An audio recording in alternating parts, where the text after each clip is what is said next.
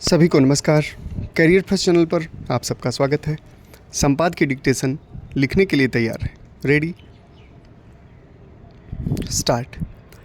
जल शक्ति मंत्रालय की ओर से दी गई इस जानकारी में कुछ भी नया नहीं कि सीवेज सिस्टम में खराबी के चलते नदियों का प्रदूषण दूर करने में वांछित सफलता नहीं मिल पा रही है। वास्तव में यह वह तथ्य है जो लंबे समय से रहकर सामने आता रहा है। यह निराशाजनक भी है और चिंताजनक भी कि नदियों के किनारे बसे शहरों के सीवेज सिस्टम में सुधार का काम पूरा होने का नाम नहीं ले रहा है। इसका दुष्परिणाम यह है कि सीवरों का गंदा पानी नदियों में जाकर उन्हें विषाक्त कर रहा है। यह किसी से छिपा नहीं है कि नदियों के किनारे शहरों में जो सीवेज शोधन संयंत्र हैं वे पूरी क्षमता से काम नहीं करते। कहीं कहीं तो उनकी क्षमता इतनी कम है कि वे सीवरों के आधे गंदे पानी का भी शोधन नहीं कर पाते। एक समस्या यह भी है कि ये संयंत्र रहकर खराब होते रहते हैं।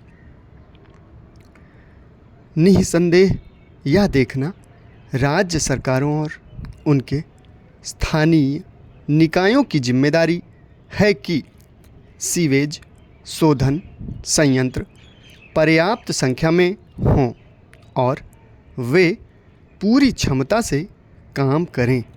लेकिन जब केंद्र सरकार यह देख रही है कि वे अपना काम सही तरह नहीं कर रहे हैं तो फिर उसे राज्यों पर दबाव बनाना चाहिए।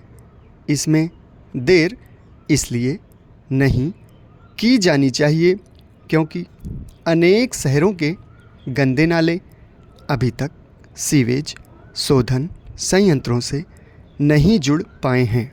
इसके चलते गंदे नालों का कचरा सीधे नदियों में जा रहा है।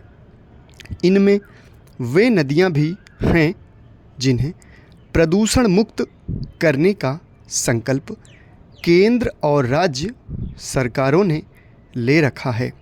आखिर यह कैसा संकल्प है कि इसके लिए कोई समय सीमा नहीं तय की जा पा रही है कि सभी गंदे नाले सीवेज शोधन संयंत्रों से जुड़ें और वे किसी भी हाल में गंदा पानी नदियों में न छोड़ सकें। नदियों के प्रदूषण का एक अन्य बड़ा कारण उनके किनारे स्थापित उद्योगों की ओर से उनमें अपना अपशिष्ट जल उड़ेलना है। इसका कारण उन सरकारी एजेंसियों का नाकारापन है जिनका काम यह देखना है कि औद्योगिक कचरा नदियों में समाहित न होने पाए। केंद्रीय प्रदूषण नियंत्रण बोर्ड की ओर से उपलब्ध कराए गए इस तथ्य से संतुष्ट नहीं हुआ जा सकता कि उसने 73 ऐसे उद्योगों को बंद करने का आदेश दिया है जो नदियों में अपना विषाक्त कचरा उड़ेल रहे थे। क्या ऐसा कोई दावा किया जा सकता है कि नदियों किनारे स्थापित सभी उद्योगों का अपशिष्ट जल शोधित होकर ही नदियों में जा रहा है? यदि नहीं तो इस निष्कर्ष पर पहुंचने के अतिरिक्त और कोई उपाय नहीं कि नदियों को प्रदूषण मुक्त करने का अभियान नितांत खोखले तरीके से चलाया जा रहा है। समाप्त। धन्यवाद।